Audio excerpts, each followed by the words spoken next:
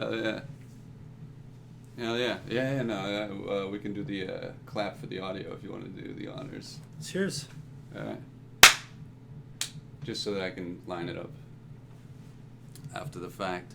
So yeah, thanks for doing the podcast. Yeah, thank you. Thanks for letting me pass by your ginormous library. Yes. Everybody comments on it. Just a lot of books, just stacked randomly. Yeah. I always want to look at books too. Whenever I go into people's places and I see a library, I'm like, dude, I want to. What the hell is? If you got this many, you're reading something, or you like to read. Yeah. And but my roommate's sleeping in the other room, and it's dark. But yeah. So we can't. Yeah, but maybe later if he's up or whatever, I can show you all the picture books I have. All the 3D pop-ups. Yeah. Fucking A. So yeah, like podcasts. This is your podcast. Yeah, this is like the 11th episode in. I still don't know what the fuck I'm doing. It's just, just talking about the shit world. The shit world. Oh yeah. I guess. So yeah, I guess I should start because like I don't know the previous ones or whatever, that if people are, I just worry, because of the shit I think or whatever. I don't want people. Yeah. Like 5 years from now, they'll be like everyone who was ever on my podcast has their career ruined because of shit I said. You're intimidated to be like, hey man, I brought you here because I really want to talk about some anti-establishment shit. I hope you're prepared to be on the NSA's #1 podcast. Yeah. Now that I already know that I'm on every list. Yeah. But now everybody that I have on the podcast is on every list. No. Have you seen a list? No, but I did a long time ago. A friend of mine who was a drummer in a band that I was yelling in. Yeah. We went to see this art exhibit by an artist from the 60s who had been followed by the FBI or whatever and all this stuff just because he had anti-war stuff or whatever. Yeah. And they had this exhibit at the University of Florida or whatever with all this stuff and we asked him afterwards, like, how did you know? And he's like, I didn't know at the time. But later when they declassified everything or whatever, they put all the FBI files out. He got his, files through the Freedom of Information or whatever. But what he said, assume if you're doing anything publicly, assume you're on. Yeah, exactly. That's so funny. They're like, hey, we posted this, or we published all the FBI files, and we thought you should get your phone. Like, here you go. Yeah, no, he had to seek it out with Freedom of Information. Oh, that's amazing. Yeah. You think they'd send that to your house, right? So you can read it? Here's what we know about you. That's so funny. The first ever podcast I did was called something like Apocalypse, and it was like, what do you think how the world's going to end? And I'm like, I don't want the world to end, really, and I don't, I would hope for the people who are in charge of the world to end not to do it. Right, yeah.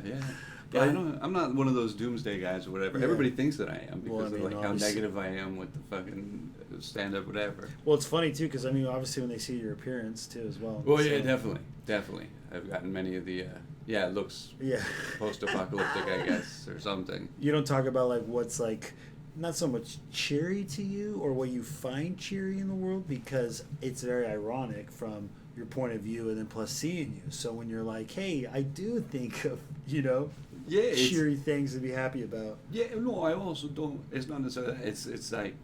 I think that the world is not going to end. Yeah. Everybody thinks that it's like it's over. Like, and I have a bit about that or whatever. But like, I don't. Yeah, I think the world is going to continue to do exactly what it's been doing for thousands of years. Enslaving the masses. Yeah. It's just. I mean, we could stop it, but we're fucking idiots as a species. So docile. Odds are we won't, but I hope we do. But and this podcast is part of the resistance. No, it's part of the problem. It's a means. No way, man. I love it that basically how serious of a guy. Do you like to be called a serious guy? I mean, I don't care what other people call me. You use labels, anti-labels, so they just don't matter. No, but I mean, people think that, like, I am on stage or whatever, and off stage too, very serious, but also very, I'm making light of the shit. Yeah, absolutely. But in a way that often leaves people bummed out and afraid. Yeah, I love Bill Hicks always had a term that he used, I'm going to fuck up, anesthetized? Anesthetized. Yeah. You know what I mean? Yeah. Somebody on anesthetic. Yeah, but that's like when he would do his stand up, like he would do the real shit, and then they're like too shocked to laugh. You know what I mean? Right. So I imagine you doing that to the audience a lot. Is that? Yeah, a few of my mean? favorite comics have done that sort of thing. Yeah. Yeah. Carlin, Hicks. But that's the Stanhope, thing. It's like, hey, Pepitone, all that. I'm bringing these serious subjects up, but Yeah. I'm making a light of. I want you guys to know, like, this is the funny business. You can laugh at it. Well, yeah, I'm also trying to make jokes out of it. I mean, a lot of times it comes off. Well, like that's great. At the mics, I do. I'm fucking. The way I write is weird, and in many different ways. So it's like, oftentimes somebody will just see one mic or a couple mics and be like, "Yeah, he's just angrily yelling." Yeah. About there was zero laughs. I've never seen you yell or scream. Have you screamed? Well, at not just like mad. Or Yeah. Occasionally, I yell, but like just the tone is like Well, a depressingly angry sort of. People are like, "What? That guy was just an asshole." But Have people said that to you? Is that the? oh yeah, people very regularly get angry at That's so great, though, right? other comics even. But I mean, they get it, I guess, to some extent. But they're still like, my process is unusual. I Yeah. guess. No, that's great. Well, that's the whole point, is that if you fall into the path of doing it like everybody else, you're not gonna have a voice, you know. Yeah. I mean, you'll have a voice, but it'll be similar. yeah, you're not gonna stand out. Yeah. So I try to have shit that is but I try to just do what I do, but I do get I get resistance to that occasionally. Most of the time, people are just probably thinking like, "Fuck that guy." But, Yeah. But that's okay. That's part of the process. For me, especially the writing on stage shit, Yeah. where you have like very little or nothing, and you're just You kinda like doing that? Yeah. Oh, yeah. Like that's one of the ways that I'll write. So it's like Absolutely. Like, you got concepts, and you're like, I need to go and talk this out. yeah, or I have zero concept, and I'm just blank from stage. See, that's great too, man. Yeah. There's a guy I knew who he literally took off like a year and was like, I'm riffing. Nothing. Going into the mic, and I'm just going to talk and riff. And he would not turn into a defensive demeanor, but, I mean, it was always funny, but it kind of seemed like, not so much he's always defending something, you know what I mean? So I love that, you know what I mean? Because as comics, you're like, we want to create right here and there, you know, and the audience knows, like, you created that right here. That wasn't your poetry you've been working on, you know. Right, This is right here. No, but then again, it's a high risk method. So, Oh, yeah. I mean, 90% of the time, it's fucking just garbage Mhm. of just unusable anger. Mm-hmm. But maybe you can craft something after the fact, or maybe you get something in the moment, or whatever. Mhm. And to me, it's worth at certain mics. It's worth. Yeah. And I select which places I'm doing shit at based on what they're cool with, and Oh, yeah, absolutely. So it's And you like that, though, right? yeah, I love it. Like that's why I only do mics that are where you can do fucked up shit, and they won't care if you say the most fucking horrible things. Mhm. They're trying to, because you're experimenting to see what you get, and you're working with irony, so Yeah. you can fucking say, you can turn. I remember one of the first years and years ago, one of the first bits when I first started noticing whatever had trying to find the place to do. Where they were cool with what I am trying. Yeah. I would got on stage and I was like, I don't think women should be allowed to drive. But the bit was going to be about it was a pro-choice bit. Yeah, absolutely. And I was making a point about how that it was making a liberal point, but Absolutely. seemingly beginning with an ignorant statement. But I just got boos, and Oh, yeah. and so it was like, but fleshing out the bit that's part of how you do it. Oh, yeah. You have to piss people off, even to make something that they might later agree with. Oh, yeah. You have to piss Well, them you're off doing it initially. really hard, too, because you're immediately giving them that statement. Yeah. So you're like, okay, here, everybody force your opinions now. Let's see if I can pull you back in. Right, exactly. Because you don't have to say that statement up front. You can try to get Right. you know? Right. And then you can be like, blah, blah, blah. And that's why I believe Right, women right. shouldn't drive. Right.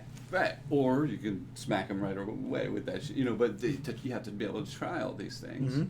And a lot of people shut down when they just hear something, they're like, no, disagree. Oh, absolutely. It's tough, though, because of how, society is becoming docile, that Well, them perceiving, like, hey, I said that statement, but you're so like, oh, I can't have any strength to actually think that, I couldn't follow you along to, yeah. like, I shouldn't follow you along. this path if you're gonna make it funny because no, women should be able to drive, whatever. Right. And at the end, if they were able to suspend their disagreement until the end of the bit, they would be like, "Oh, fuck yeah," or whatever. Yeah, that's what you hope for, you know. Right. But most people, oftentimes, I don't know if it's an attention span thing or just a disagreement, cognitive dissonance that occurs where they're just like, "Motherfucker." Yeah. Do you believe audiences though, like normal audiences, could overcome that? Like. Yeah. Oh yeah. It's a cultural thing. Definitely. Do you see like in an age range or? Certain? Not necessarily.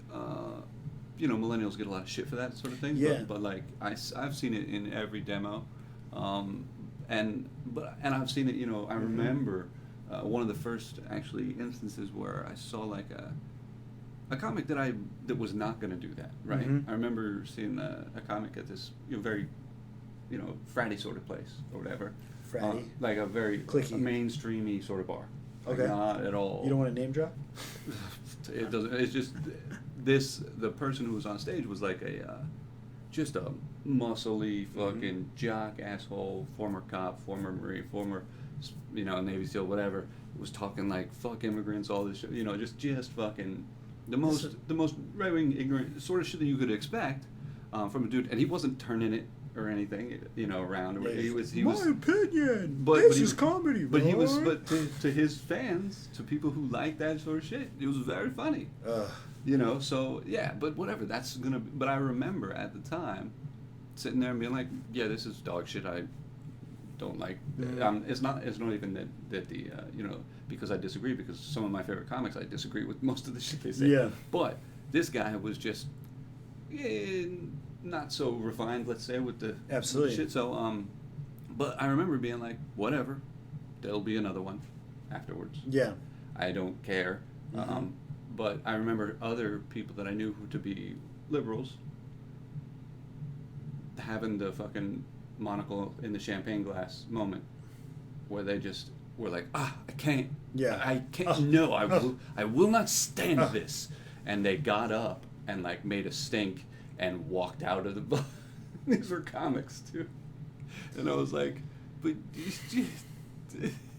I mean, they're free to do so, but they kind of made us think about the bar. They kind of like did that complaining. Oh yeah, To absolutely. the bar about like you shouldn't allow. Oh yeah. This or whatever, It's happening constantly. Yeah, it's on all sides too. I've been kicked off stage. Yeah. Well, it's so funny because you're saying like, all right, this guy's obviously not my cup of tea. He's obviously very ignorant, but he's what? How many minutes they get to go up there? 5 minutes? Fine, he'll be done in 5 minutes. Or even Somebody 20 else. or something. Yeah. It was. Yeah, whoever, and the next comic's gonna go up there and hopefully, try to reshift the thing. It's so funny because I mean, I don't know if you're paying attention to what's going on. A girl made a joke on Comedy Central, like she did. This is a recent thing. Yeah, she I made a remember. joke about the dead rapper, like this guy who just died, who had a bunch of money in his pocket. And she said, "Oh, that would have been a good Venmo commercial," because he died with a bunch of money in his pocket. Right. And so another comic posted that and was like, I disagree with that. So he was basically pandering to the dead rapper's audience. Mm-hmm. And so now. For his own promotional purposes. Yeah, and so she got a bunch of death threats. And they Uh-huh. took it all down. And so she's like, everybody is like, it's a joke. Right. But the guy just died. But still, they're like, no, I'm offended, blah, blah, blah, blah, blah. Who's this white girl making fun of, and it's. Right. And it's just so funny because it's like, people get so offended over comedy so Yeah, they're easily. so sensitive. It's like, don't you understand? It's comedy. It's not so much that, because the argument is like, do comics have free range to just joke about anything? I always say there's a level of yes, because if you, like you said, you bring up subjects that are very, touchy or serious, but you're going to bring light to them. And it takes a lot of experimenting to get it right. Absolutely, and you're going to joke about it. You're like, hey, I know this is dark and this is wrong, but I need you guys to see the joke in it. Right.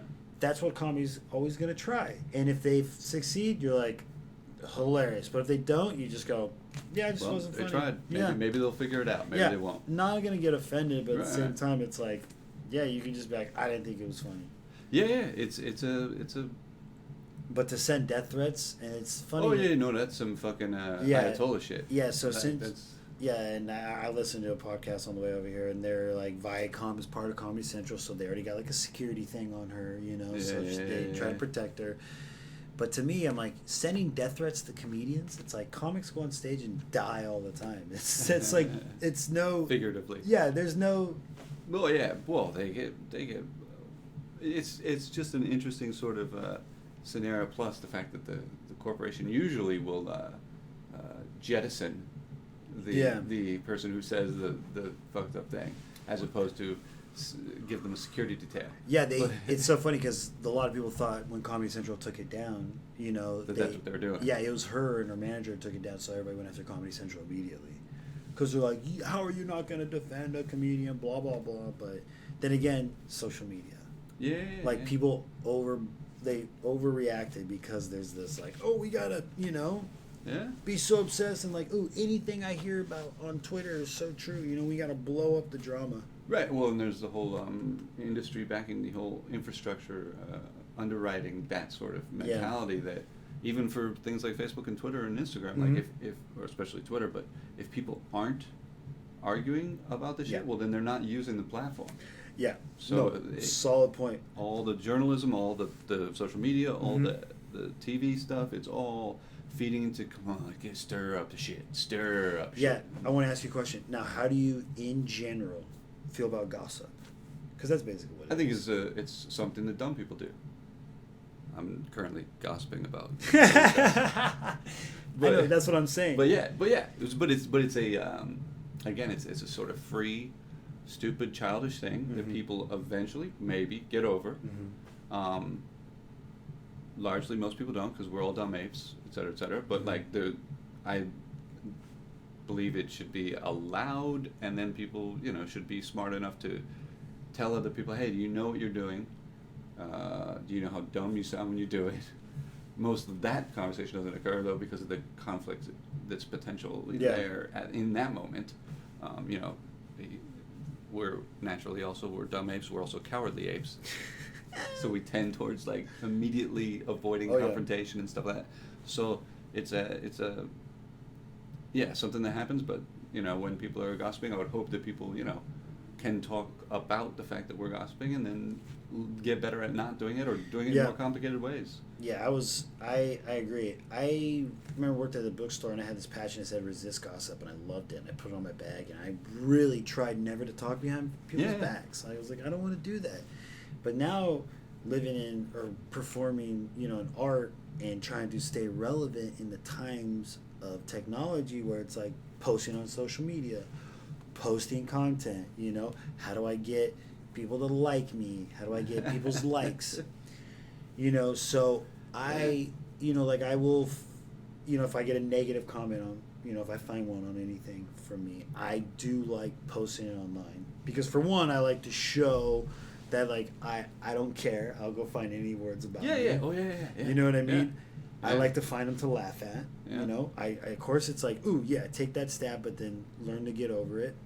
And then again, you post it online because I know it's like you're just looking to steer gossip, but I hate to say it, that it's also starting a conversation. You know what I mean? So if you can start a conversation, but then again, the excuse that, oh, I was starting a conversation, compared to you just want to stir this pot, you know? Oh yeah, and again, it's in the case of people talking shit about like me or whatever, it would be just that's just what they do. If they want to, if they want to give me free advertising, go for it. You know, like that's what I see it as. Like I'm not gonna, you know, dissuade it or whatever. But yeah, I've also like clipped out like reviews from different shit. And like, yeah, look at how this person hated me. Yeah, like, it's great. It's funny for comedians because you have to be able to take the criticism no matter what. Oh yeah. And so it's. Because I remember one time I posted one and I was, you know, I thought it was funny and that's why I posted it. But then I was like, man, I look like I'm asking for people to like reassure me, you know? And it's like, I don't want that to do it. But at the same time, it's like, man, it's so good because you can create a conversation, you know? You want to get people chatting. It's so funny, too. You'll see, I know, like social media. That's why I was like, I know, I took a picture of you before this. And you're like, oh, yeah, okay. Yeah. But I'm like, look at it. I'm showing people that I'm doing things, you know? Oh, yeah, no. And it's good to do, and I should do more of it. I think I have 8 posts ever on Instagram. Yeah. and that's in the past. Most of them in the past month. But this is, and I know I give you respect for that. And then there are like what we're doing now. There are things like you do have art that you kind of want to share. Yeah, and I am trying to post more. It's Yeah. not like I'm doing that out of like some principle thing. It's just that I'm new to Instagram. Yeah. But like, it's a reality. We have to, as comics, we have to it's fucking do unbelievable. that shit. And I haven't even tweeted anything either. I gotta fucking do that shit. Like I haven't, I haven't tweeted in 2 years or whatever. 'Cause I got That's so hilarious. tired of that shit. It's tough, man. I don't like it. I don't have too many of my opinions out there. I've always liked Twitter because it's the worst. And because, it's instantaneous.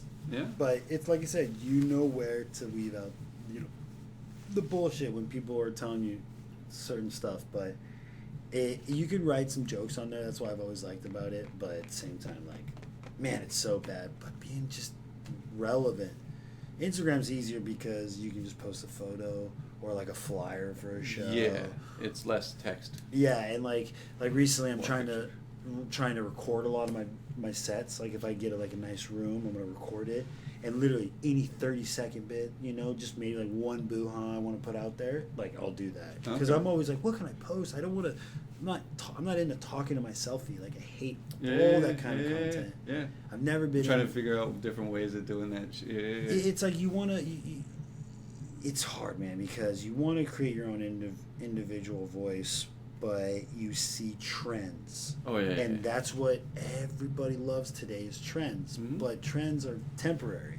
Right, but then there's also functionality things like they see like, okay, this works with this medium. Yeah. I mean, shit, you only got a minute for a Mhm. video. The fucking stupid programmers have made it really hard to do anything Yeah. with it other than a video on your phone. It's very annoying logistically to fucking. I've tried and done like take a clip from YouTube, take a clip from that you've recorded elsewhere that you have on a desktop, move it to your fucking phone. Fucking Apple is a fucking asshole and a half with that shit. And then to fucking be able to edit it and then get it right, and then put it on Instagram. It's like, no, it's not the right file type. All this sort of shit, So they make it so that the easiest thing to do is to just talk to yourself on the fucking camera, which is just annoyingly stupid in a lot of ways. But so I see how these like fads, kind of these trends or whatever, came up because of the Plinko Utilization, game of the That's media. crazy, I know, and it's like, oh wow, that's so innovative that you figured out how like I can make this type of video or the meme, it's like, oh, we'll do like this little skit, like it's one person but I'm talking to two people. Right. It's so weird. Right. The Yeah. spinning the phone around. Yeah, exactly. It's like one yeah. guy's talking and then they'll cut to like the other side. Yeah, And it's yeah. so funny because it's like, oh, should I like make skits like that? Then I'm like, no, dude, you're fucking just talking to yourself, man. You're so fucking Yeah. narcissistic. Yeah, Go find another yeah. friend if you want to do a goddamn sketch. That's what Yeah. art and creativity and collaboration's all about. But I But know yeah. I've been so intimidated by doing that kind of stuff when it comes to social media. Right. That's why I like in the last couple of years when it comes to my stand-up, just flyers, maybe me on a microphone or stickers or whatever. You know what I mean? As far as your social media Yeah. postings, it's just that. Yeah. And it sucks because it doesn't suck, but it's like cool, I can do that. But then again, it's like people are gonna figure that out, and they're gonna be like, oh, it's kind of boring because it's the same thing. We get it, Right, and How do people you- that's what social media is about, is inane bullshit. Like, a lot of that, like, probably, yeah, that's probably one of the things I'll do as a semi-parody of it, is some, like, mocking of that. Yeah. No, I don't want to burn that material here, but if you start seeing stupid Instagram videos from me, that's what that is. Yeah, but then again, same time, like there's so many of it because if there is something that you're like, this sucks, this is not a good thing, let's parody it, Yeah. And that's it's since like day one, of any Yeah. comedy stuff. Parody has always been like, Yeah, and again, the medium limits the number of things that you can do, so much so that it makes only simplistic garbage as an output. Probabilistically, that's all you're going to get from anyone. So that, yeah, might as well, like, I don't know, I would rag on the fact that the limiting function, and the fact that, there are fucking very sophisticated engineers or whatever behind that. Let's make it so that all, Twitter is very carefully designed as a shitstorm maker. like like optimized. Oh, dude, all of it is with complicated mathematics to make and psychological manipulation to make everyone be like, turn everyone into a fucking petty gossiping asshole fuckface. Like the you remember the old the greater internet fuckwad theory? I think so. It's a old meme, but a thing from an article or something from like early in the internet or whatever, where basically I think it was it said it had like there's this funny chalkboard picture. If you Google greater internet fuckwad theory or whatever, it has a picture of it says normal person plus audience plus anonymity equals total fuckwad, and it has like a picture of me like totally. So like yeah, Twitter's designed to give an audience and anonymity, relatively speaking, a lot of space removed or whatever, just to fucking throw out, and you can't say a lot, so you can't clarify very easily or whatever. You have to just only 140 now. I guess it's 280 or whatever. But it was seemingly engineered to have the highest ceiling possible of shitstorm. That's unbelievable. And that's just my guess on it. But no, I agree. But the resulting 10 years have produced that shitstorm and more. Oh, yeah. And demagogues that used it to ascend to the highest powerful positions in their countries. Demigods, you just said? Demagogues. Trump. Yeah. Like the fucking people who like... Democrats? What? What are you Demagogue? Demigod? Yeah, demagogue's like old school, like somebody who would be like out there being like authoritarian personality, railing against immigrants or whatever, using prejudice as a weapon to get followers, and usually in a public square. But in the modern era, Trump used it perfectly with Twitter, because it was the perfect tool for an authoritarian douchebag, and he used it fucking perfectly. Oh my God! God! He's way smarter than people give him credit for, but it's horrifying. But yeah, so the technology, it doesn't necessarily lead to it, but in initial phases, like I've made the argument before, that one of the things in early 20th century fascist movements or whatever, once radio became a technology that existed, it was like, thank you, and they took that shit and fucking ran with it. That was one of the successful ways that they organized millions of people, was because now they could communicate to millions of people like that. And before, there were authoritarian douchebags, but they couldn't logistically get control as total a control. So technology played a role in the advancement of the fascist movements in the early 20th century. But then human beings got over it. But that initial 30, 40 years of radio, I love that. Horrifically dictatorial regimes across the earth. It's all technology, man. Don't give... Yeah. It's a function of it. And not to say that technology is bad, but technology is capable, especially in its initial phase, of being exploited. And if there aren't built-in safeguards, then you can have fucking assholes totally destroy the world. Yeah. In the initial phase, same with nuclear technology, any sort of things. If you don't have adequate checks on that power right from the start, which is difficult to do, but usually when you're doable. Experimenting with new things. Yeah, but something as critical as like that. When those engineers are designing Twitter, they're like some of them had to have been able to predict like this is gonna really make it easy for fundamentalists and authoritarians, dictatorial types to do a lot of bad things, and maybe we should have built-in functionality that can curb that if it should happen, because we see that as a possibility. No, it's so funny because I didn't even realize that when radio was invented.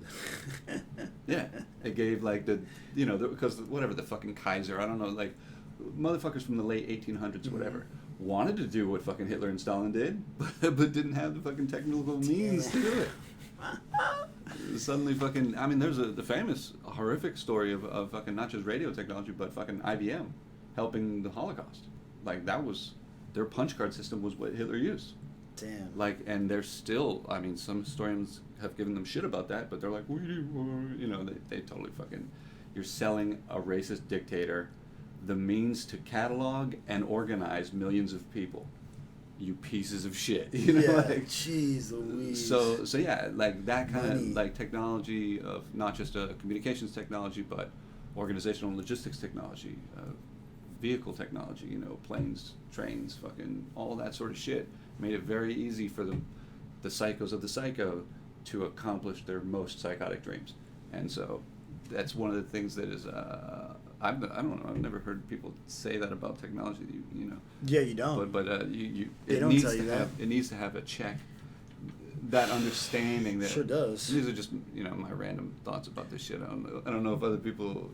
Well, there's put not. that I two mean, and you're two looking at together. me. You're freaking teaching me right now because I didn't even think about that. I'm just rambling. I know, but like that's why I haven't said anything. I'm like, dude, I have not thought about you know, I mean, obviously when new technology comes, the danger of it, and especially today, it's like, well, where can moral, you know, human moral come back into? But it's like, no, money is so filthy that they're like, no, we mask that. You want to have money. That's why, like, the engineers, it's like, man, you guys have, you know, the brains, you can do this, but they just like, no, we're gonna give you so much money because this is what you've always wanted, right? Right. It's hard to. First of all, it's hard to predict. Like I was saying they could vaguely predict there's going to be problems from this. Let's build in checks to prevent those possible Well, hopefully problems as best we today, can. like today when they make new shit, like, I mean, when they were creating Twitter and Instagram and Facebook, Yeah. but But then again, there's that other interest, like especially above the engineers, the manager class or whatever, all the executives who are like, yeah, we see the potential for problems, but if we curb or check these parameters of our system, that might prevent the shitstorm thing that is going to build the numbers of users and the regularity and ubiquity of the users on the thing. So it's profit might then get in the way, even if they think of those checks. Then the managers might tell the engineers, no, don't fucking build in those checks because yeah, it'll stop the fucking future dictators from using it, but it'll also prevent our fucking advertising dollars from getting a certain, you know, as high as they could or whatever. So yeah, the profit motive again. I like to joke about the fucking you know, product obsolescence. The shit where they make light bulbs, they engineer light bulbs to fail, they engineer cars to fail, they engineer fucking ink cartridges to fail. Like all that shit is. Oh, it's yeah, like yeah, there's yeah. a built-in fraud to our economic system. yeah, It shouldn't be that way, but has to apparently. It's legalized fraud because it's like Apple's gotten a ton of shit for iPhones, like Yep. being like, you know, why did it break or why does it need this thing or whatever, you know. So apparently it's to whatever extent legal to engineer your product to fucking shit out before it's would naturally.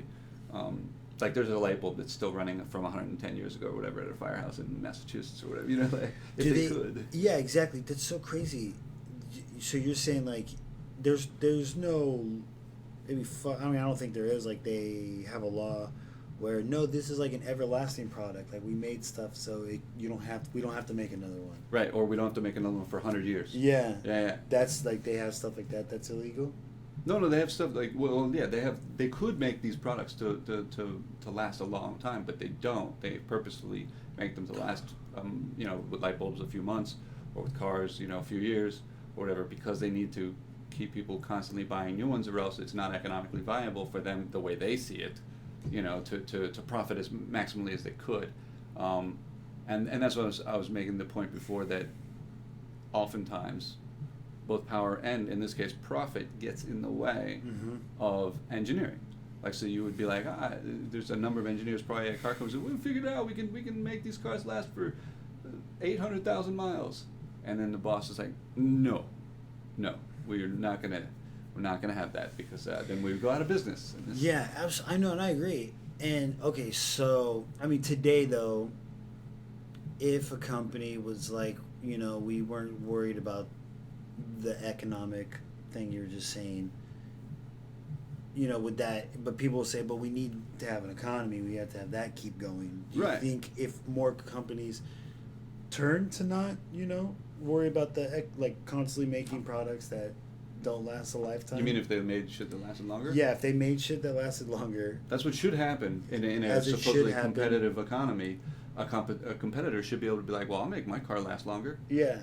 But what Do you happened? think that would destroy the economy if people more No, companies? well, historically, apparently, because I don't, you know, there are economists and philosophers who've gone a lot deeper into this. So Yeah. apparently, at some point, there's this kind of unspoken or spoken in Chamber of Commerce meetings or whatever, like collusion of an effect, that or it's just a naturally emergent collusion, that like convergence of interests, not like a actual collusion, but still that they all kind of realize the boat they're in, that if they don't all do this, they're fucked. So this cooperation, unspoken cooperation emerges, which is a thing in complexity theory that happens all the time in different systems or whatever, where cooperation can emerge Yeah, between the competitive consensus. organizations, even without coordination.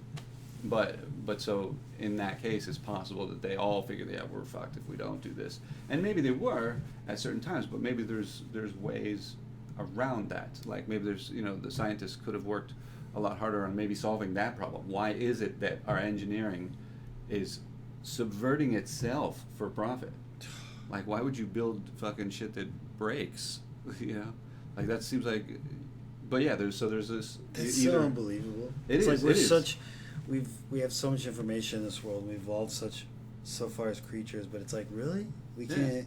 And it only happens with certain things. Like a lot of things, it doesn't do that with. Like there's some products that don't work like that. But there are a number of products, like fucking famously the fucking light bulbs in cars and ink cartridges. I mean, today's cell phones, obviously. Cell phones. Yeah. Cars, I can imagine. But homes, you would think homes wouldn't, but. Yeah. There's a lot of products that seemingly don't, but that product obsolescence or whatever, where you make a product obsolete before its time, with the intent of having people to keep continuously buying stuff. So you can find anti-product obsolete. I'm trying to find these. Well, you mean if you were searching for the concept? Yeah, I'm trying to find... Yeah, product obsolescence on the internet. There's a whole... Yeah, tons of books, and there's a wiki page. I knew there was going to be a lot of big words when I came on this podcast. You're going to be doing a lot of teaching with this one. I don't mean to. It's just the shit that I'm interested in. No, you're talking, you're like, no, you seem like a cool guy to talk to. And you start talking to me, you're like, oh, fuck, man. You don't know anything. I'm going to have to talk this whole time. All right, well, let me teach you about this. No, but I hate that's how it comes across in any conversation. I'm like, I feel like the. Yeah, how does that make you feel? Not so much a jerk. Shitty. I mean, you're isolated. You know what I mean? Oh yeah, so. Totally. That whole thing. One of my favorite comics, who is never will be known by anybody, but he's an obscure Australian comic, Shane Hunter, has a great line where he talks about fucking that old saying, ignorance is bliss, and he says like, well, what's the inverse of that? Awareness is agony. Oh, so good. Yeah, and fucking he goes into this whole thing about like, which Stanhope had kind of touched on years before too, in a certain way, of how horrifyingly, just unbelievably depressing it must be to be one of the smartest or whatever. Oh, absolutely. And Stanhope was like, I'm one of the top 2% or whatever of smart people or whatever. And he's like, but I'm not even smart. But I'm like of the top. And he's like, and it's horrifying. It's like being in a whatever. And I don't think of myself that way. Yeah. But I do experience that frustration on occasion, where it's like I just see. I used to be a substitute teacher, and occasionally I substitute. I hate it because it makes me sound like the most. I've joked about it on stage or whatever. It makes me sound like the most condescending prick in the fucking world. You can't, but I used to fucking sub for special needs class. Yeah. And it was like when you tried to talk to people, and there was no, it was beyond Absolutely communication. So a lot of like Einstein's rolling around must be like, I get why they're socially isolated, why they're only that whole ivory tower sort of thing or whatever. And which makes them make mistakes also because they're so alienated and isolated from the population that they become more ruthless towards the rest of the people, more ignorant in a variety of ways. So even though they're technically smarter, it still has a potentially negative effect on their intelligence with reference to the things they might create to solve those problems as more authoritarian, more like... It's all balance. It has to be a balance because you have to go out and fraternize to really understand. But that's why, I mean, but when you're doing comedy, it's, if you're talking about these like really deep subject that obviously no one is, some people are going to get it, but then at the same time, that's your goal to be like, okay, how do I, like layman's terms to get this across the audience within this time, just to get them on board. Or just distill this concept into a joke that everybody can understand, which is one of the most hard things. And 100%. only very few comics do that level of shit. Like in all of history, I think Carlin and Pryor are the only ones that really took incredibly smart things and made it incredibly simple for almost everybody. And even still, they only had like 10% of the American audience, the 100%. smartest. You know, most Americans probably would have looked like at them and been like, no. Well, what do you think? You know, I don't. What do you think? You've heard of post comedy, correct?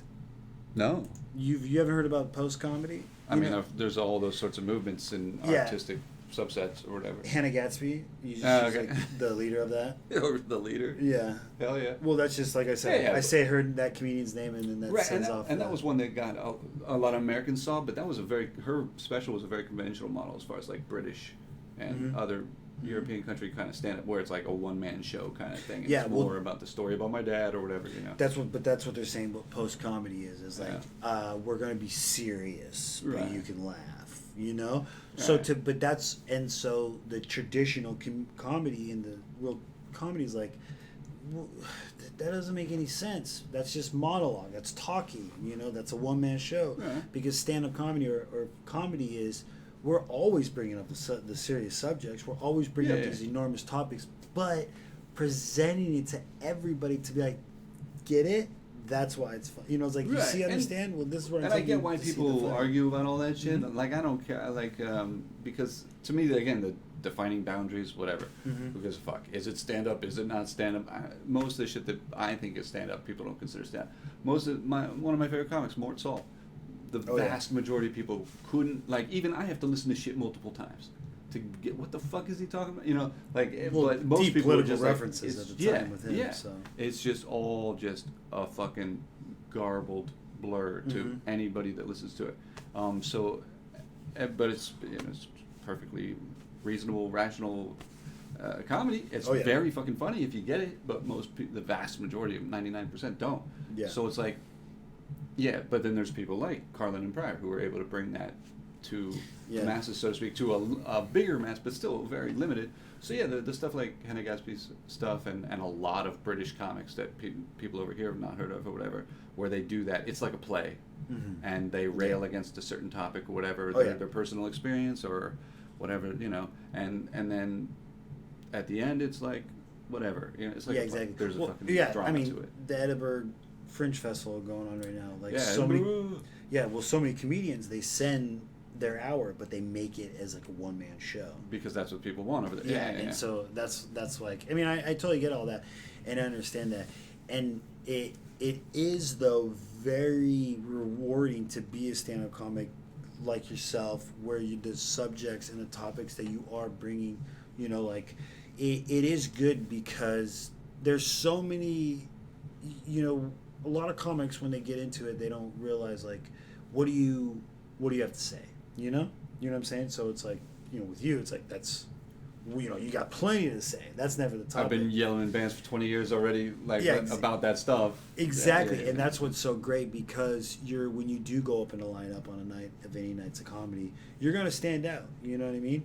And which like is maybe not a good thing for a lot of bookers. Negatively or positively. So that's but that's a start. You know what I'm saying? Right. And you're not doing it as where when people, I'm not saying you're just getting into comedy, but like, you know, when people first start doing it, they have to be shocking to stand out. You know what I mean?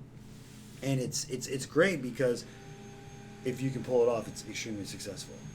Well, yeah, I mean, but that's the thing. Like, and I'm not trying to do the one man show sort of thing or whatever. I'm writing bits and jokes or whatever.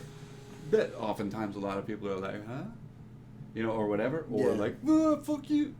They get those kind of reactions in your average crowd. There's going to be a lot of that. Yeah. But I'm rarely, you know, I'm usually performing for 10 comics. Yeah, exactly. But thinking of the evolution of your own stand-up, though, are you going to start preparing yourself to be getting out for the average audiences? You know, Well, I've done that, like in Florida before I moved here. Or whatever, Yeah. I would regularly do, because I hated preaching to the choir, so I wouldn't go and do the show. You know, fucking whatever, this info shop. You know, like I doing don't, a show at the Anarchist Bookstore. Right, I don't. They don't need to hear. I mean, they like it. Yeah, like, like, they're not going to laugh. They're going to clap. Right. I did the coffee shop occasionally, actually every week, where there was oftentimes a lot of, you know, hardcore.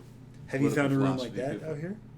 No, I haven't really been looking though, because I'm trying to. I want that, you know, in the handful of comics that I'm doing, you know, the places I go. It's a slice of middle America. It ain't like, you know, it's all demos age, everything. Oh yeah. And all levels of ignorance in the animal farm sense or whatever too. Of like, so you. All walks. So yeah, so I'm getting it out there. So I'm testing it in front of a general audience, so to speak, but just a smaller one. I'd like to have a bigger one, but yeah, I used to do the most, as regular place, so still some undergroundish sort of places, but definitely places where people would not agree.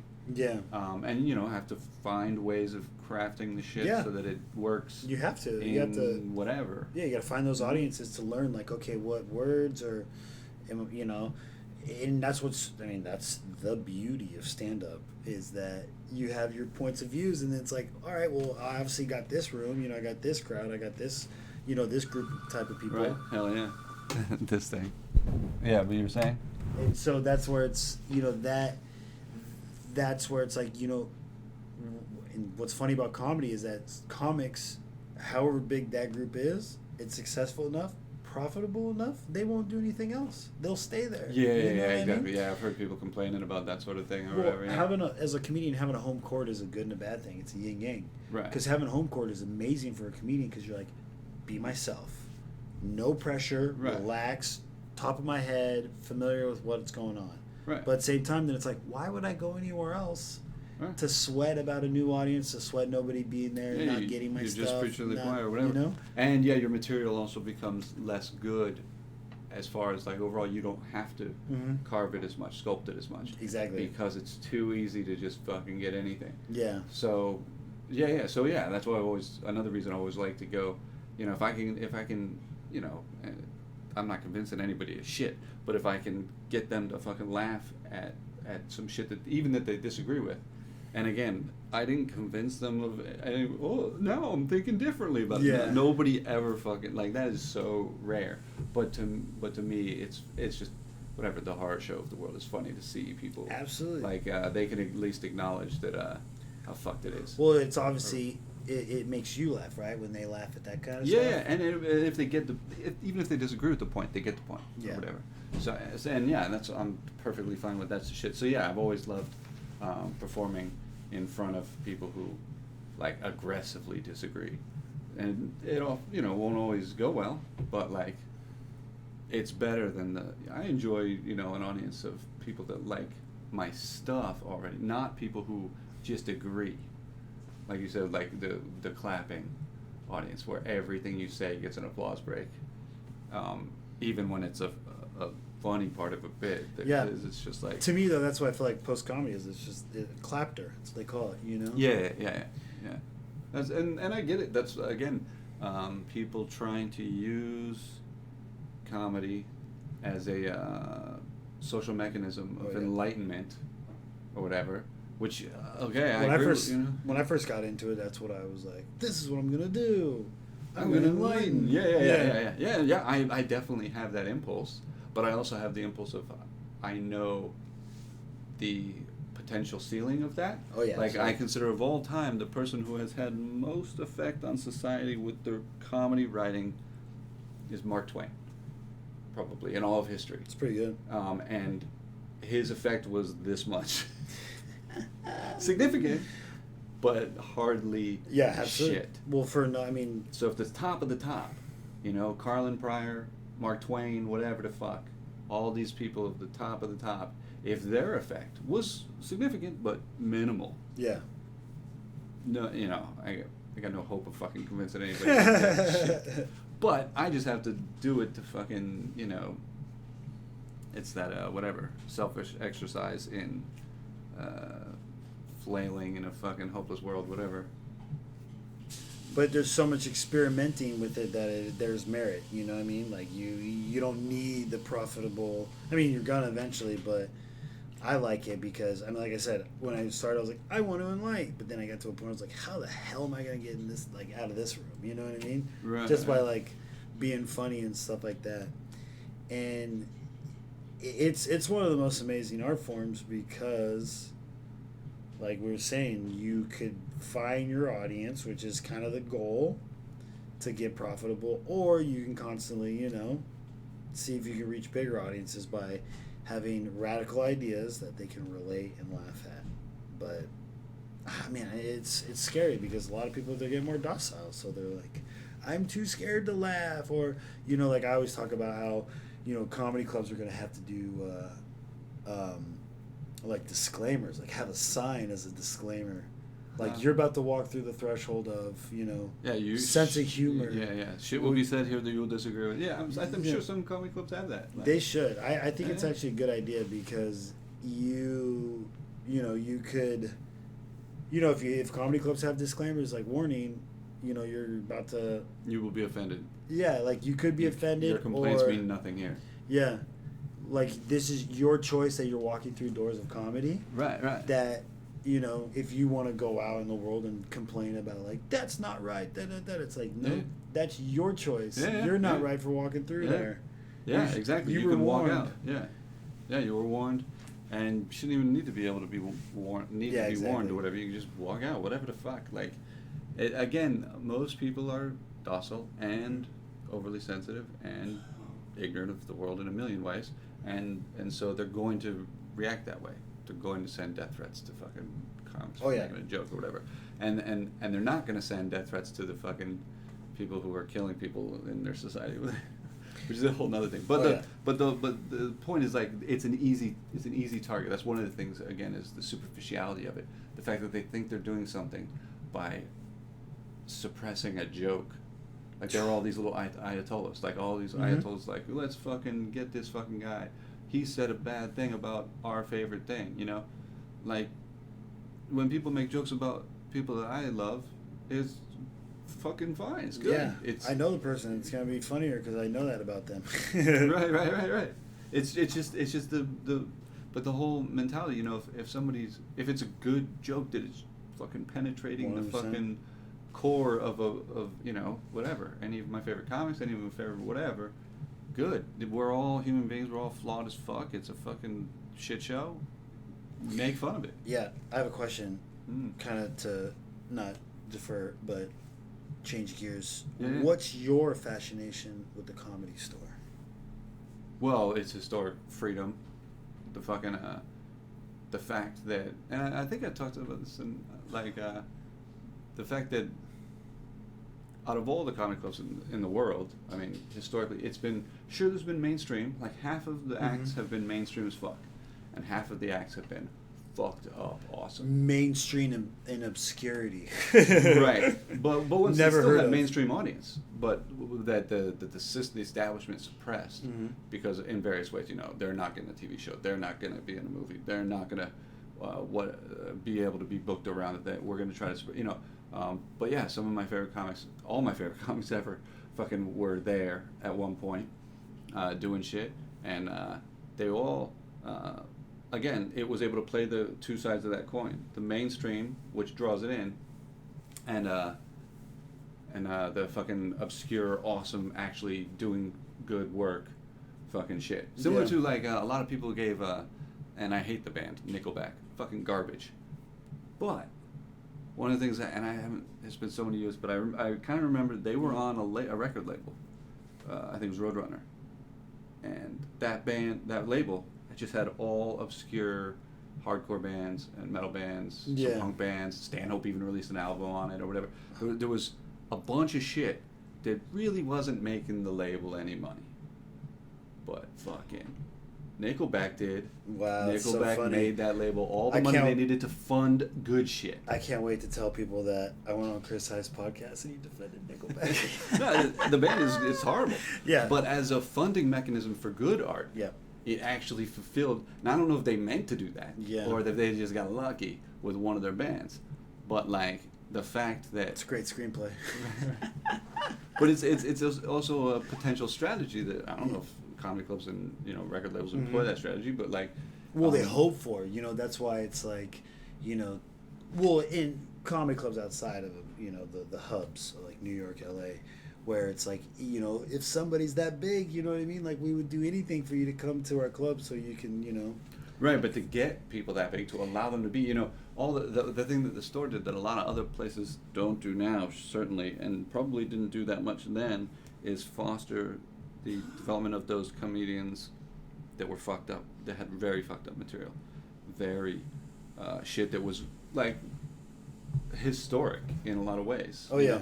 know? And really just, but yeah, shit that the establishment would not like, that large corporations are not going to like. So you'd think, so most comedy clubs don't like it, but Yeah. that place always did. So that's why you feel like you belong there. And Yeah, you, yeah, you want to perform there. Yeah, but it's the thing, you know.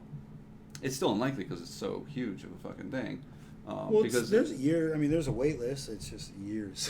No, but it takes years to get in. But the whole thing is a, to me, it's just the, you know, watching the people that I love there, who always go up late so we can get in. We're comics, we can go watch for free or whatever, and I can learn a ton of stuff. You know, watching Metzger and Pepitone and Barris and Holtzman, all those guys, like every fucking night, and it's awesome.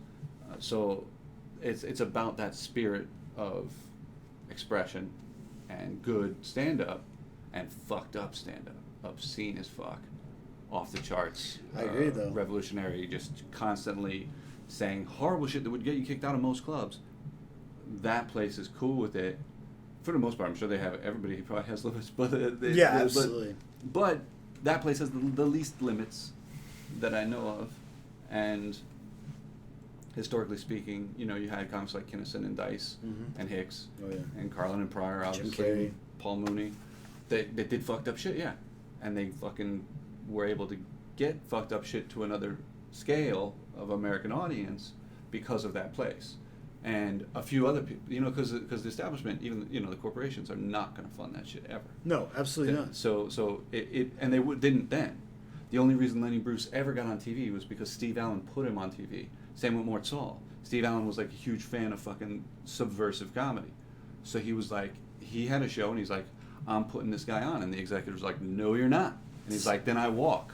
Yeah, it's so epic. And to have the host of The Tonight Show be like, I walk if you don't let me put this fucking crazy awesome guy on. You know, that kind of shit. And then later, of course, Mort Saul and Lenny Bruce doing the same thing, signing George Carlin to a record label, getting him representation, hooking up Pryor with shit, you know? And then doing the same thing, Dangerfield hooking up fucking Kinison and Dice. Bill Hicks. All these people with fucking spots on shows, they would never have gotten those outlets. They would never have gotten exposed to the American public. So it really was, you know, it wasn't the corporations or whatever that was, you know, the establishment very much frowned him. I mean, shit, even when Dice was selling out arenas or whatever, there were actively movements to try to stop him from fucking... No, I remember he got busted on MTV Movie Awards. Yeah. All sorts of shit to try to ruin his career or whatever. When he was, you know, whatever, you know, it's...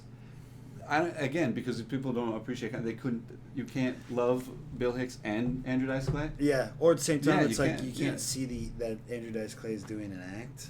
Right, you can't see the irony of it, and yeah, again, he's right on the line, so that most people won't. I mean, there were probably 20% of the people that ever watched Colbert thought he was really O'Reilly kind of guy. That's just the nature of the stupidity of the world. So that's going to happen. And with Dice, it might have been like 80% thought he was really this guy.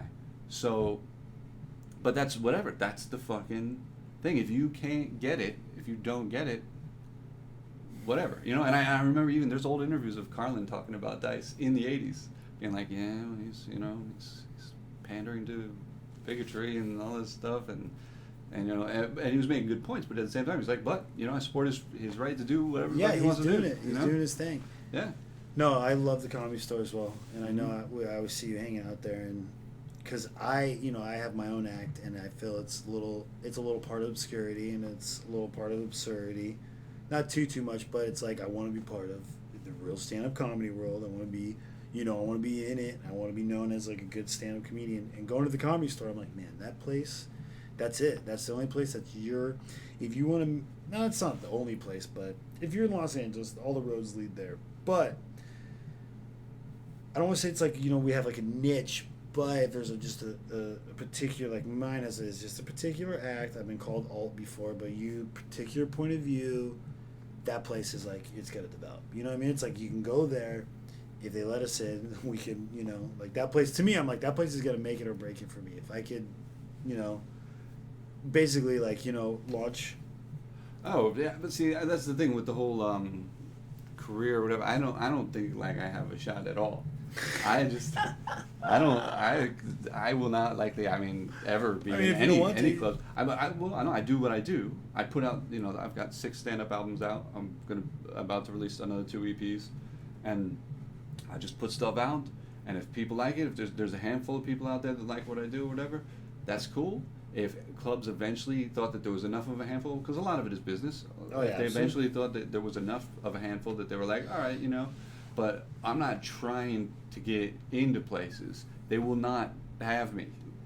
I think even my shit is too fucked up for, even at that best place or whatever, Yeah. Holtzman goes up at the end for a reason, because he's so awesome, that the vast majority of the American public would shit themselves if they saw it. They can't take it. They're too ignorant. Now, hopefully, he can enlighten them in that way, to be open to hearing the most horrible shit in the world and laugh about that. But it's, but no club's going to risk, as he jokes oftentimes, putting him up at 9 p.m. or whatever, or starting the show at 10 p.m. or whatever, like whichever, to have him right there, right when everybody's seated and they got their drinks, and he comes out and does all the fucking crazy awesome shit he does, everybody would immediately walk out. Yeah.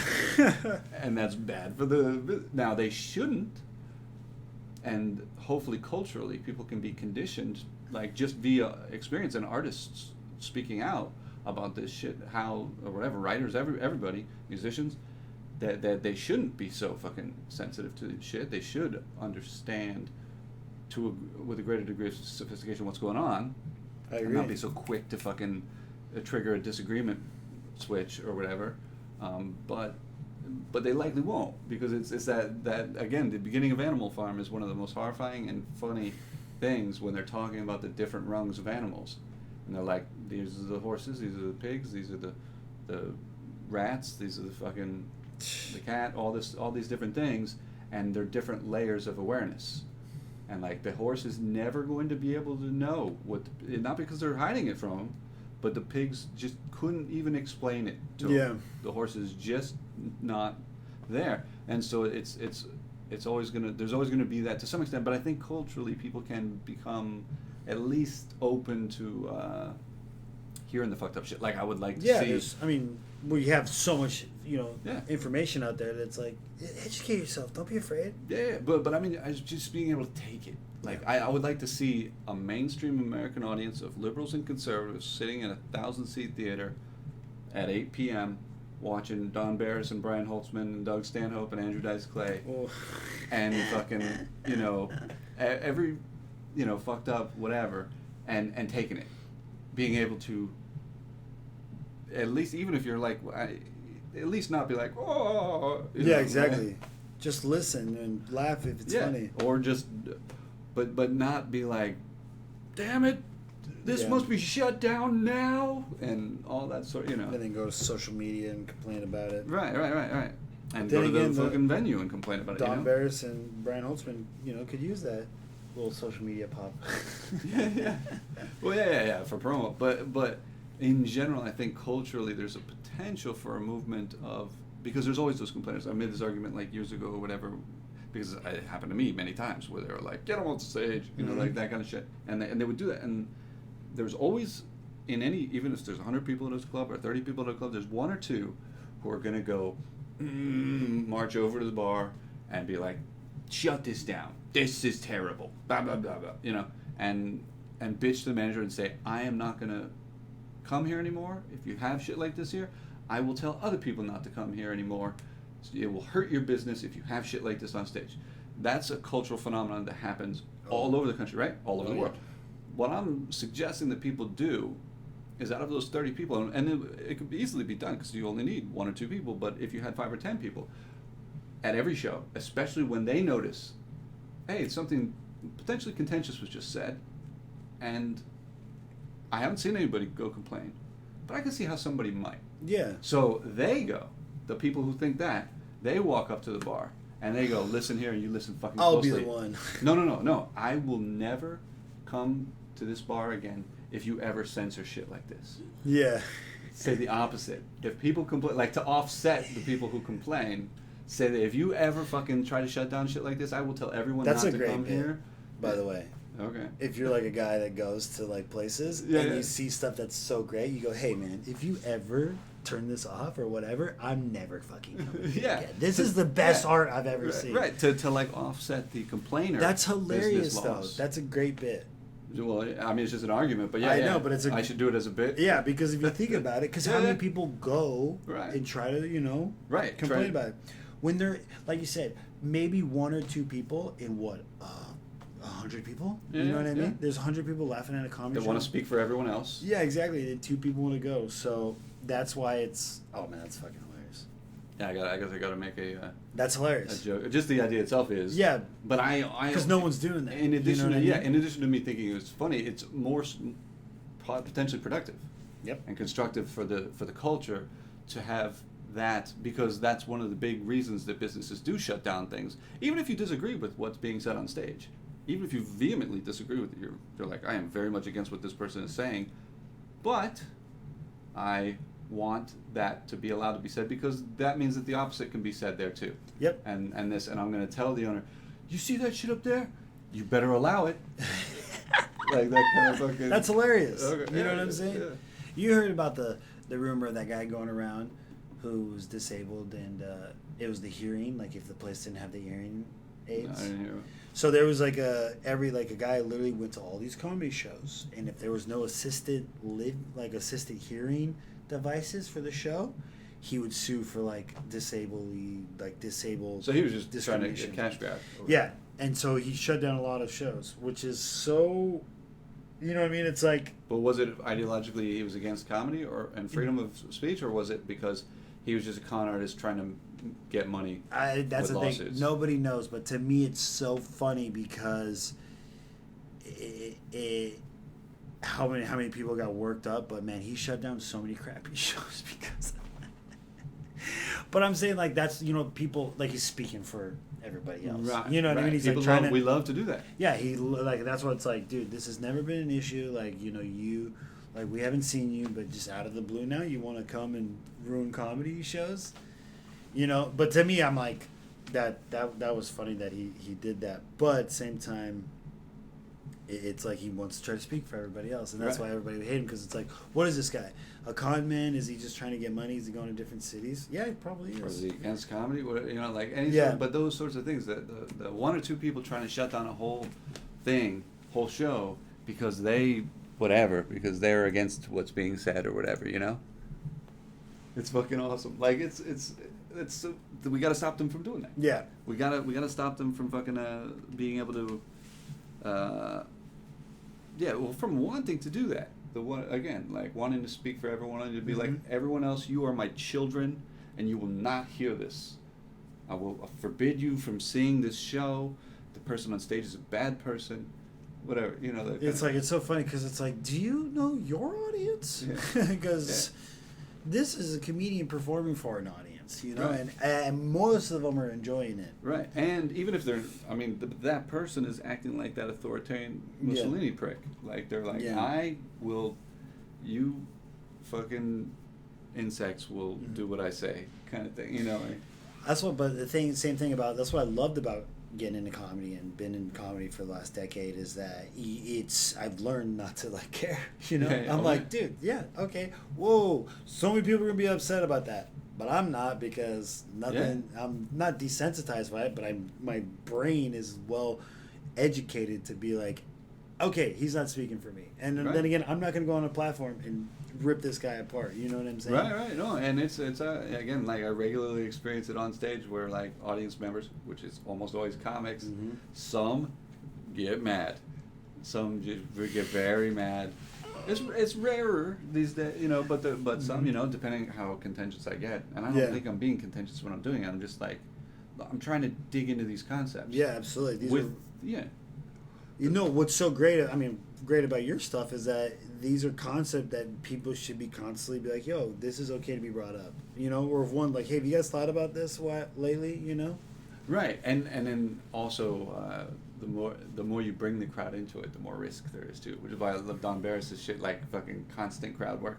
The fucking it's a fucking chaos I love his... to wrangle. And so I've had that experience where you're fucking around with people and they're like, no, you just said something fucked up to me. I love Don. He's like, how many of these people here want to see this couple fuck on stage? You're right.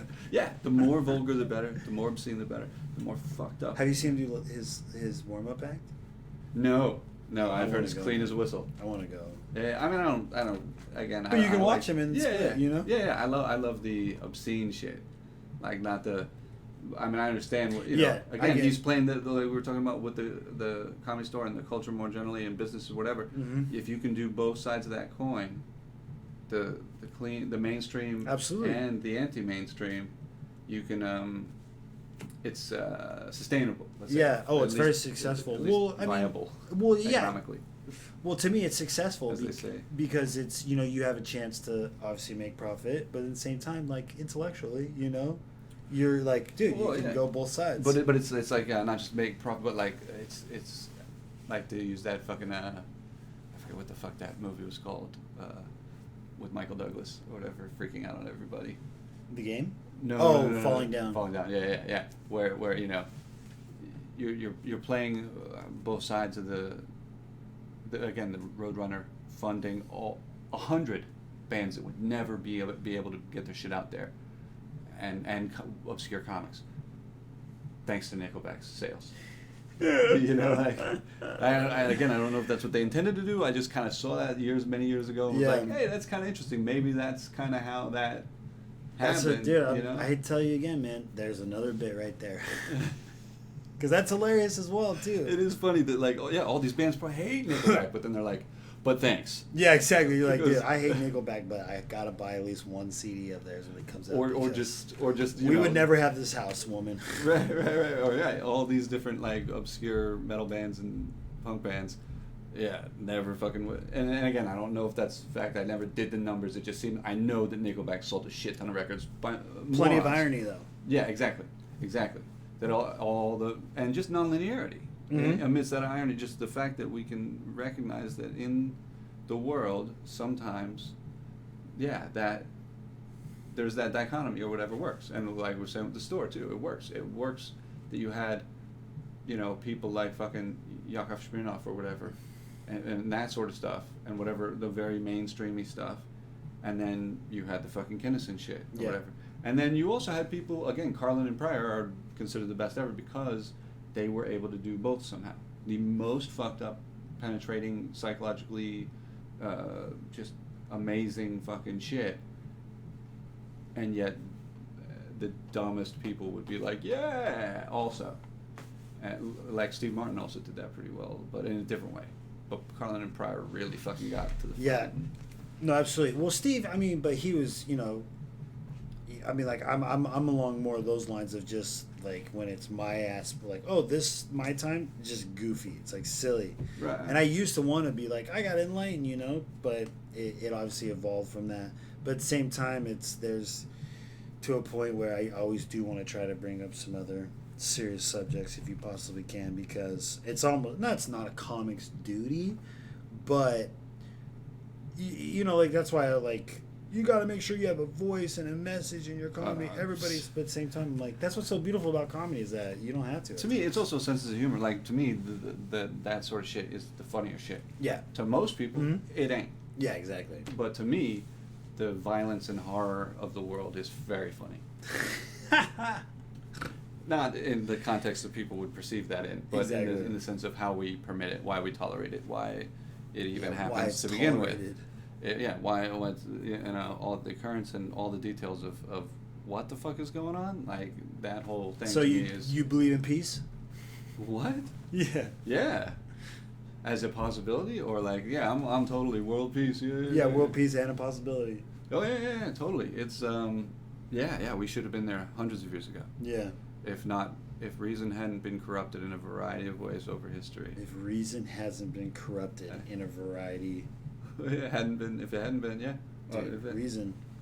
It's profit and power have gotten in the fucking way of reason at every fucking turn in history. And if we had been able to prevent that from happening a number of times, There's this really good documentary I watched. I forgot what it was called. I was so obsessed with it when I was a teenager.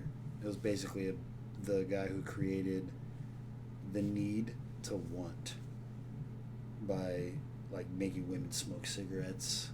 Oh yeah. Age of consent. It's not age of consent. It was, No, manufacturing consent. yes. That's Chomsky. Yeah. Yeah. No, that's Chomsky is the guy who wrote the book Manufacturing Consent, but they made a documentary of it. yeah. And there's a bunch of shit about It's that. like 4 hours long. Yeah.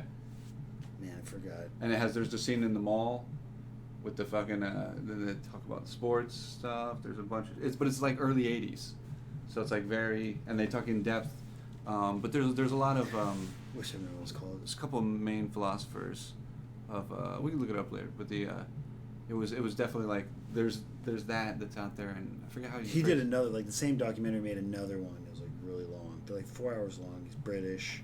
Oh, Adam Curtis, Power of Nightmares. Yes. And he made a few others. Yeah. What's the other one?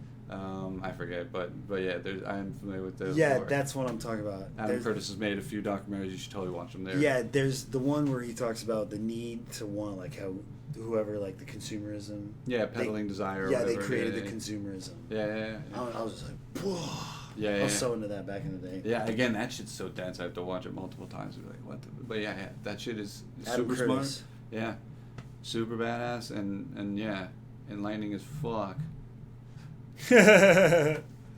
If you want that awareness.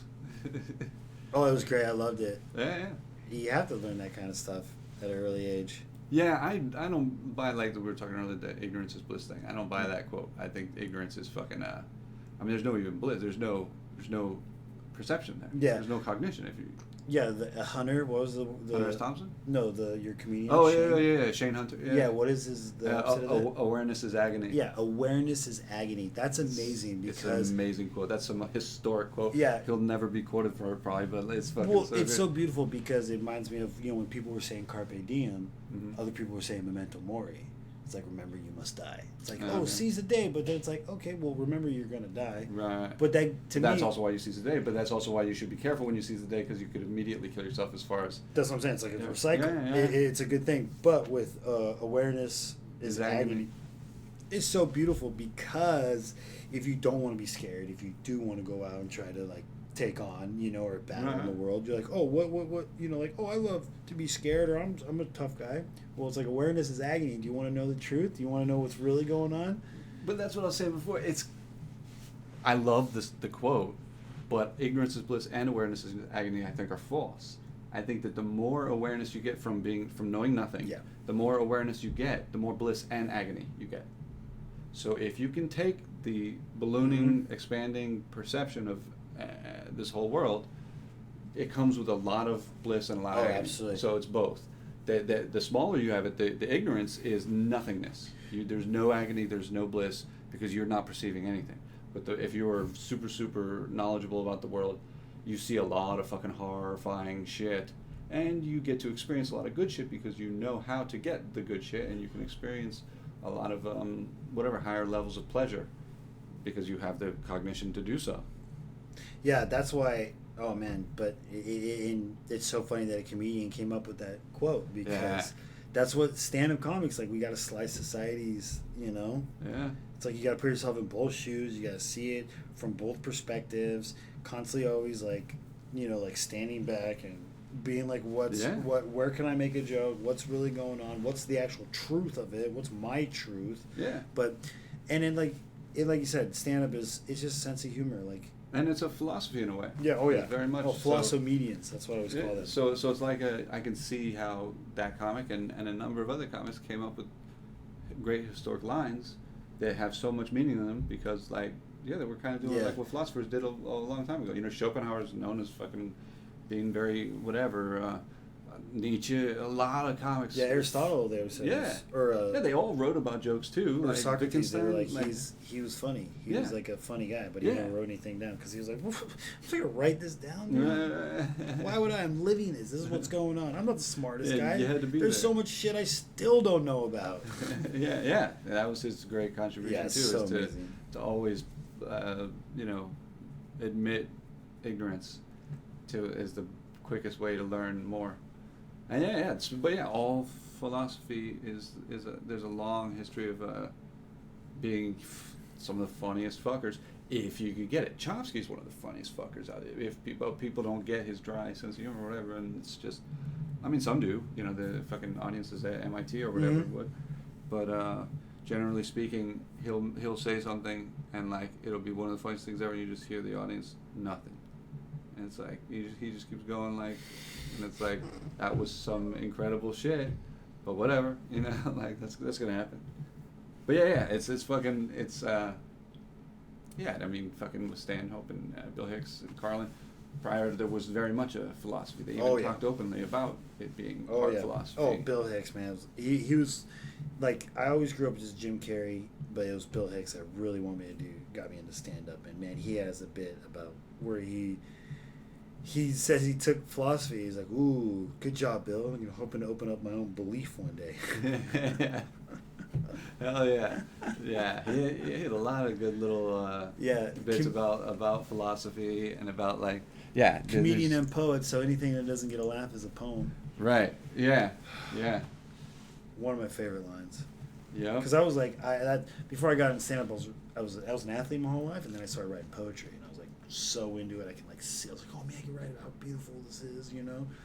And then I got into stand up, and literally, the comedian trying to write stand-up like killed the poet. Like, I can't see the world beautifully. I can't write about a tree anymore or a sunset. Hell yeah. That's the shit. It's a ridicule, but that's a great whatever type of writing. It's all writing, poetry, all that shit, songwriting, whatever. You know, it all comes into.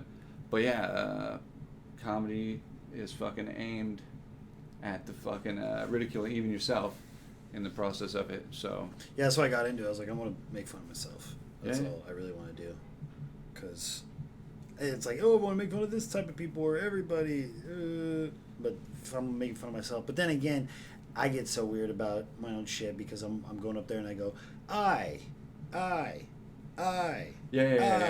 Still, you don't want to be. I'm like, fuck, man, no one's gonna relate because I'm so egotistical. I'm just talking about myself. Yeah, that's the thing. I never cared about relating, which is a bad thing.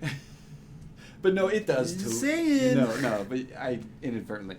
My point is that with the, I do some stuff that rags on myself, but I'm ragging on the world. Yeah, absolutely. The vast majority of the shit, and I always hated the relatable. Because I always saw comments like, you gotta be relatable, and there's like this it's true. Just slap that label, and I get what they're saying, but to me that reeked of people saying you gotta all do observational comedy of the fucking soap in the shower sort of shit, whatever fucking. Oh, you ever run out of toilet paper? Yeah, it's like what. Well, no, and you have such a good point, but I'll tell you this right now, like you've done it long enough that when you are talking about making fun of people or whatever, like who is this guy? You know what I'm saying, to say that. So if you always constantly bring you you back into it, or why or if you make fun of yourself towards something like that. Right, but my point was that it seemed like, so matter of fact, like consciousness is relatable. Perception is relatable. Oh yeah. So if you say like the most esoteric, obscure as fuck thing, it's not relatable to soccer moms, but it's relatable to somebody who has experienced that experience. Yeah, and so it's all relative. Soccer moms, you need to hear this, by the way. Right, exactly. You especially, soccer mom. Last time you picked up a philosophy book, huh? You thinking about ethics? Right. You should leave your husband right away. Any way that I can help with that, I'm open to it. It's that kind of like the whole, I don't know, but yeah, so I always saw as, it was like saying, when I heard comics say you gotta be relatable, they were like, you gotta use words. Like, you can't just go up there and not say anything. Right, okay? Right. Or if you do, you're still saying something. It's so funny because I would love to go up there and not say a goddamn word. No, it works sometimes because that's still saying something. You're still communicating something by going up there and not saying anything. It's still communicating something non-verbally. Yeah. So in that sense, you are still communicating even though you're not saying. But yeah, but in that, you get what I'm saying though about the whole relatability is an impossibility. You can't avoid relating to someone. Even if you're up there saying like "fuck all of you," just like the whole time. Oh well, you are beating hard, and you got hair and face and all that stuff, you know. No, yeah, exactly. So it definitely, as far as what you were saying before, you definitely want to wrap it back around. Yeah. Occasionally, especially if I'm externally spraying diarrhea at everybody. Yeah, I mean, but then again, that's what I love about crowd work. You know, like if you're flying off the planet, you can just be like, all right, no one else is on their spaceship with me. No one's falling around. If I just go over your guys' head. Like I remember one of my favorite lines. I said it was like, "Yeah, do you guys know where that joke went? Yeah, it went over your heads." It's just like you just tell them, you know, just address it. Yeah, exactly. They'll laugh at that. Yeah, those are like savers. Savers. Like yeah, that. I call them I call them my fail-safe lines, or my bomb lines. After I bombed, I got a line to be like, "Well, that just sucked." Yeah. Those are important to have. Every fucking comic has that shit. Yeah. Like, There's Rogan. He like found this video. This one guy who's like, yo, if something bad's happening to you, like you're working out or something like this, you're tired. You say good. Oh, I just did all of that good. You know, to say like not to be so negative about it. You know? Right. So like, I've been saying that not like I've been because of the video, but I just remember that concept and it kind of stuck with me. And then, so innately when I be up on stage and people laugh, I go, good. And then of course. You know, like I'm okay with nobody laughing. That gets funny. You know, like that. Because because you have those backup lines. That's the thing, and that's one of my favorite things about. You know, Carson is famous for his savers, and shit, fucking Don Barris and Brian Holtzman, dude, they have some of the best savers. My favorite right now is Brett Erickson. You watch Brett? I just saw him for the first time. I mean, I told him when I first moved here. I bought his special like a year before I moved here. Yeah. And like I was already loving his shit, but I got to see him actually because he doesn't go up a lot. So, but I got to see him last night. He did Friends and Family though, right? Yeah, Three minutes? yeah. It was badass. I did a show. I did Dave Yates' backyard show, and I watched him do like 15 minutes, and I was fucking dying because he's like, I'm bombing. Like this is me from all the years of bombing. Like you know, because he had so many lines of, you know, like stuff that don't go well. But yeah, so he had so many layers of savers. Yeah. It's like, man, I enjoyed all those. Fuck yeah. It's great shit. Like I said, fucking Holtzman gets so pissed when people don't laugh, and that's one of the techniques. So is to be like, "Why the fuck aren't you laughing?" It's so funny to see. I'm trying to hang out more at the Comedy Store and on the weekends too, and I want to see Brian Holtzman. There's some great shit. I mean, one of the funniest things too is to see, especially with Bears, but also with Holtzman, the reaction of the crowd. Yep. To see the crowd lose their shit, or fucking love it, but you know sometimes somebody's gonna get mad and walk away, whatever, that kind of shit, and how they respond to that, and like it's this whole like chaotic fucking But fucking Wednesday, Friday, Saturday at the Comedy Store is Holtzman, and Don does it every night. Wednesday, Friday, Saturday? Holtzman He goes up late? In the main room, yeah. He does last in the main room. Oh, fuck, man. And, Wednesday? Today's Tuesday. Yep. And, Don does it every night in the original room. It's fucking badass. But yeah, it's like, to see my favorite comics every night, you know, because they let comics watch for free is one of the coolest things, too. Yeah. You know, like the fact that they're fostering the learning experience or whatever. You know, I get to watch Jamar Neighbors and fucking Kurt Metzger and Pepitone and all those guys. Mine's Jeremiah. Seeing Jeremiah Watkins go up. Yeah. There's a lot of great fucking comics that do, especially later sets. Mm-hmm. You know, occasionally get in a little early if it's not packed or whatever. But my favorites are in the second half. Yeah, plus, well, it's fun too because then you're gonna start seeing them like, dude, they're getting really funny. They're gonna start moving down, Right. moving down the clock. Right. The better they do, the earlier they go. Mm-hmm. But then there's certain people like Don and Holtzman will never go down the clock. They wanted the closing spots because and the club knows they're going to do the most fucked up shit that people can't handle. But it's also so funny because back in the day, vaudeville had a thing where they put the sad clown at the end. You know, because it's like, all right, you guys, this is show's over.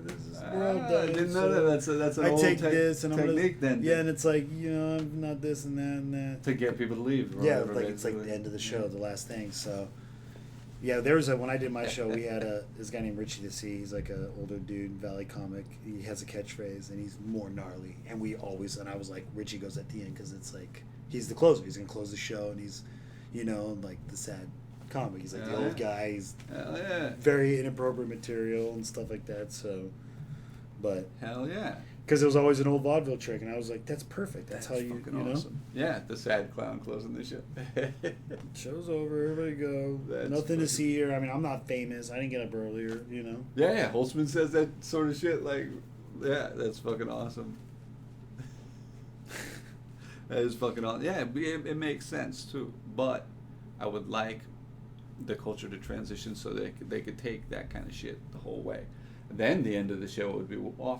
I don't even know what the fuck it would be. It would just be people like the comic would just be murdering people on stage, like, or something. I don't know That's what so the fuck funny. it would be. Who's still here? Yeah. I don't know how much crazier it could get, you know. But yeah, it's fucking. Yeah, I want to see that transition where people can take the most fucked up shit, because that's where the most, you know, even if you disagree at times, you might, you know, because Holtzman will say shit that like conservatives fucking love. Oh yeah. And then the next second, stuff that liberals fucking love, and conservatives will be like, well, what? You know, and Yeah, I then the wanna next see second, that. liberals will be like, well, what? No, you know, like each side would be like loving it, and then like fucking on a dime, be like, motherfucker, you know, like, and that's a Beautiful. good intellectual exercise or whatever of a thing, you know. And it's fucking funny as shit. Yeah, especially if it's funny, you know. Yeah, and it is. But again, not to everybody. Yeah. A lot of people find it just, how dare you Yeah. talk about this? You said those fucking words. But instead of, you know, him on a podium with a fucking tie on, it's him doing Mhm. stand-up comedy in a nightclub. Yeah, it's fucking, yeah. Yeah, they should both be touring the country Yeah. and famous, but they're unheard of Yeah. because they're too fucked up, which Dude. shouldn't be the case in America. No. Shouldn't be the case anywhere, but especially in this country that prides itself on supposedly being all about free speech and shit like that, and we just still suppress writers left and right. And it's like, what in the fuck? Well, we'll eventually probably never fix that. Yeah, you see the Hong Kong incident going on right now, Who? right? What's going on in Hong Kong? No. Oh, they're like protesting against their government. And Hell yeah. They just like the government just started supposedly hiring like thugs to like go after the True. journalists and the bloggers. Because now China runs it, even though it's still its own sort of principality. I think China took it over like 20 years ago or whatever, to some degree. There's Yeah. still some autonomy, but it's yeah. I haven't There's kept so up much on- history I don't know. Yeah. There's so much even current events out, because I'm like, I kind of got the pattern of what goes on in this world. Oh, really? The same thing happened in a different coordinate? Mm-hmm. Okay. There's a pattern. They're the same, you know. The America bombed another coordinate. Okay. Well, did you stop it from doing the shit it was doing? Obviously, it's gonna keep doing that. Did fucking people rebel in these areas? You know, a little bit. Is the rebellion being squashed because fucking the same fucking like imprint is going on? The fucking, you know. Yeah. I get, you know, it's the news becomes repetitive and just about where is this thing that I know happens, what coordinates is it happening at? Well, I'm glad they have my coordinates now being on your podcast. Well, yeah. Thank you for doing it too. I think we got the fucking. So I usually only do like an hour and 20. We're over an hour and a half. Fucking, Sweet. Fucking A. You got it? You got yeah, what we dude. got? Thanks for So- fucking doing it, man. Fuck yeah, Like dude. fucking. Yeah. Thanks for listening. For anybody who's listening, yeah.